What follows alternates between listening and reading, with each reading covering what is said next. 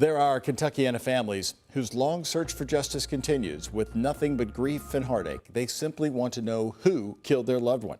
WHAS11 News is committed to helping these families and investigators through a project we are calling Inside Investigations. We're beginning it tonight. We are re-examining homicide cases that have remained unsolved for years.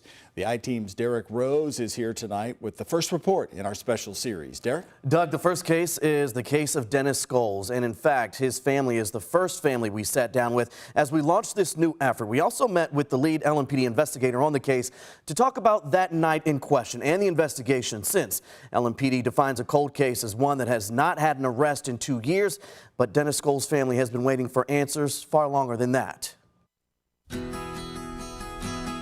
Music has always been very important to Dennis and I. The stars were out and it was just the two of us and we were taking our time. It was down country roads and stuff like that. And there was a song by Jimmy Eat World. May angels lead you in. We held hands and we were talking about Teta, my Teta, who had just passed away.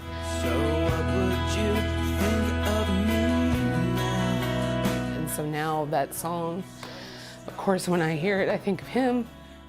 The memory of Dennis Scoles is the heartbeat of the people who knew him best: Brother Bob, Sister Sarah, and Mother Diane.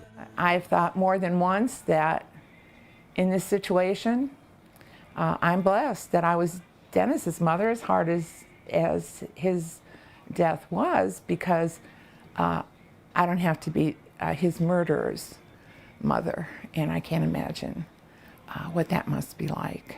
It's been 3 years since the question started: who killed Dennis Scoles and why?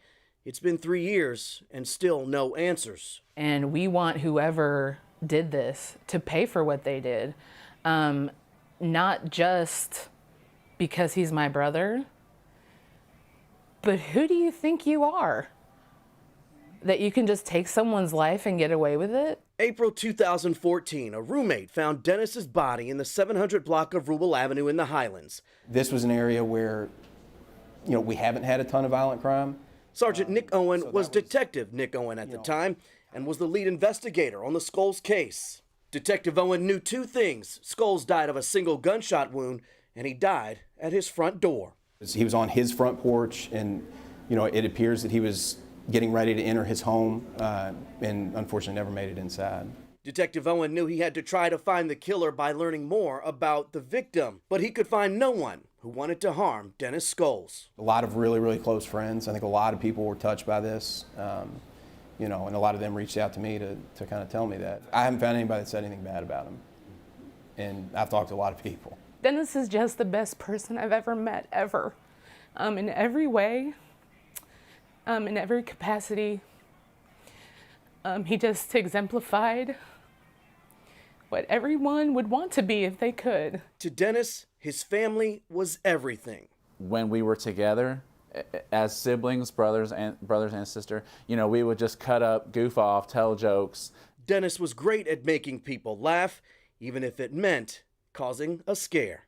I remember the most scared I've ever been in my life is the time when he jumped out from behind the bed and freaked me out. I screamed like, I remember the scream. Yeah, it was unbelievable. Standing tall at 6'4" to the children, he was a big man with a bigger heart.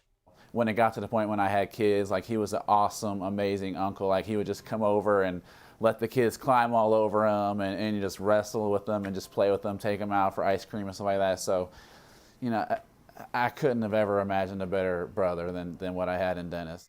His mother keeps a bookshelf honoring Dennis.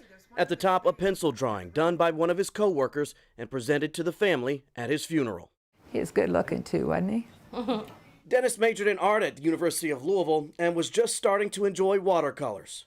So he did this series of the 3 Chanel bottles, which we just really like, and a friend of his had them made into cards after he passed away. His love of fashion included some stylish hats, which Diane keeps on a wall inside their home. And then as I come across photos of him wearing the different hats, I put the photos on the wall too. Along with those memories of Dennis, his loved ones still have the questions of who and why anyone would want to kill him. From the beginning, police have had very little physical evidence.